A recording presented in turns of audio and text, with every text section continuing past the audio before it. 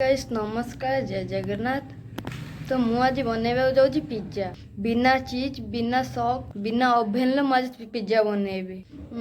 Pizza sauce न किणी घरे सब जिनस बनैबी, किसी भी बाहर किणा पड़ोनी। पूरा डोमिनार भाया पिज्जा बनैबार अच्छे। चलतु कौन कौन आवश्यक हो देखा बड़ बाउल नहीं एवं गोटे छोट बाउल जी परिमाण मैदा नहीं। एटा हूँ सब इम्पोर्टाट जिनस हूँ पिज्जाटा। पिज्जार बेस बनैबाटा अधा चामच नवा लुण आउ अधा चामच दबा खाइबा सोडा। देखंतु एबे जो बाटी रे आमे नेइथिले मैदा सेती बाटी रे दबा सेती परिमाण रे दही दबा। तो एबे आमे दबा छोट चामच रिफाइन तेल। तो एबे आमे भल भाव मिसई दबा, टोटल पानी देबा नहीं। जदि भी हमको माने चकड़ी पे असुविधा हो टिके दही दे परिबा, किंतु पानी देबा नहीं। दलिला टाइम रे हाथ रे तो लागिबो तेल, माने हाथ रे लागिबो तो मैदा, सेति पे हमें तेल भी यूज करि परिबा, किंतु पानी टोटल भी यूज करि परिबा नहीं। किछि टाइम तक ढांकी रखिबा, आधा घंटा ढांकी दबा। हम पाख सेति पे हमें आधा घंटा ढांकी परिबा नहीं, 10-15 मिनिट कि घंटे भी ढांकिले भल हबो। देन गोटे पैन बसि देइछि। पैन गरम होला परे आगे गरम हो पैन, तापर गरम होला परे मैदा पकेबा।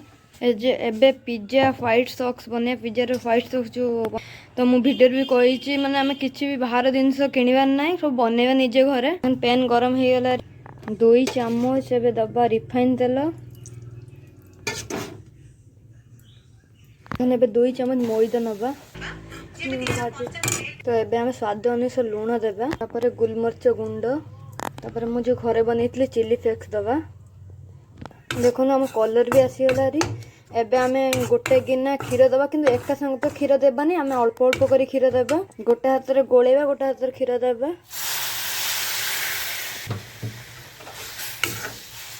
देखो एबे गोलेबा, कारण मैदाटा जल्दी बसी जाए, सेति आमे भलकिना गोलेबा। जदि आपन पार व्हिस्कन अछि, व्हिस्कन साहाय्य करे, त मो पास तो व्हिस्कन किछि भी नाही। नॉर्मली चामच रे ही गोलोछि, देखि पथि आपन।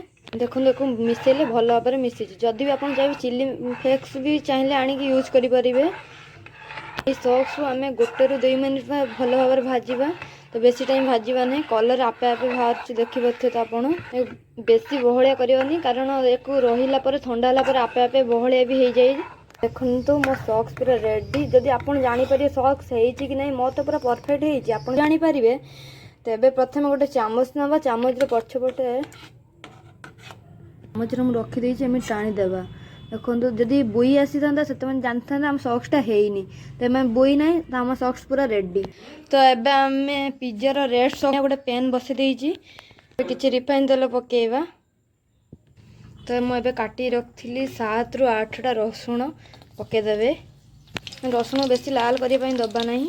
कटा होते अदा पकेइबा, हाफ इंच अदा काटी रखिए पकेइबा एबे। तो एबे देखो मु छोट छोट कर पियाज काटी। आपन चाहिए भी बड़ बड़ कर काटी दे पारे, कारण आम तो लास्ट ग्राइंडिंग करिया ना सब, से पियाज को आमर गोल्डन करवार ना, बस कंचा स्मेलटा कटापी आम भाजा टे। पियाज स्मेलटा भी पलि गलारे एबे आमे पकेइबा बिलाती टमाटो। काटी रखी 2टी टमाटो, से 2टी टमाटो स्मॉल साइज रो अछि, सेटा पकेइबा। किंतु एबे टमाटो पकेइबा, 2टी मीडियम टमाटो काटी रखी एटा पकेइबा। टमाटो पकेइबा मात्र कि आमे लूण देबा। लूण देबे कारण जल्दी टमाटोटा सिझिबो। आमे किछि परिमाण टमाटो केचप देबा। जदि आपन पास टमाटो केचप नाही कि टमाटो सॉस नाही, तो आपन गोटे चामच चीनी भी ऐड करि पारिबे। तापर कलर पाई आमे गोटे चामच काश्मीर लंका गुंड नेबा। देखो तो लो फ्लेम रे 2 मिनिट ढांकी रखी। तो एबे देखी पारे। तो एबे देखी पारे। तो एबे चामच साहाଯ୍य टिके मिक्स कर दबा भल भाव। तो गैस को एबे ऑफ कर दबा, किसी टाइम छाड़ी दबा, कारण इनको ठंडा हवा पाई। और मिक्स जार रे पके एको ग्राइंड करिबा। तो एबे हमें मिक्सचर जार को बाहर कर दबा। देखो पूरा मिक्स कर दीजिए पूरा। देखो मिक्स कला टाइम रे टोटल भी पानी देबे नहीं। तो मिक्स हो गला। एबे कवर काटी देखिबा डोटा केमे देइछि। टिके भी फुलीछि डोटा। तो आग फे भी टाण भी लगुच। तो ये चकुड़िया टाइम टे हाथ में रिफाइन तेल यूज करवा ना हाथ लग से। तो एबे जो माने प्लेट रे करिया से प्लेट रे बटर पेपर देवा। तो बटर पेपर मोर भी नहीं जदि आपण पाखे नथि आम तेल देवा। देखंतु देखंतु मो बटर पेपर पूरा रेडी। जदि बटर पेपर नथिबो तो पिला मानकर खाता तो से खाता रे गोटे पेपर आनिकी आम रिफाइन तेल देदेबा। जब देखो एपट हाथ देख मोर एपट हाथ दे एपट देखा ना ना से भाई आम करिया बटर पेपर। देखो पूरा मुझे रेडी कर दी। एबे आम गोल सेप देवा। जदि आप गोल सेप न दे पाछन ताहले जदि अट्टा बेलना बाड़ी रे भी बेलिक दे पारिए। तो आम हाथ देदेबा। आ देला टाइम रे ही उंच बा गोटे साइड मोटा पतला रखिबा नाही। देखन मु पूरा सेप दे देइछि। एबे एयर जीवो माने जदि न गात किछि करबा ताने माने पूरी की रुटी उळे हे जियो सेति आमे दबा। देखंतु रेडी। तो एबे पिज्जा रेड सॉस ता दबा। एबे देखंतु मु किछि परिबा नै जी कैप्सिकम टमाटो पियाज सरू सरू करी सब काटी छि। एबे को डेकोरेट करबा। देखंतु मैं कैप्सिकम बने दे रख दे सजे की। एबे टमाटो दबा सजे की रेडी कर देइछि। हम सजिया ପାଇଁ ଟିକେ रेड चिली दबा या ऊपर। देखन बने देली। एबे हम गोलमरिच गुंड देबा।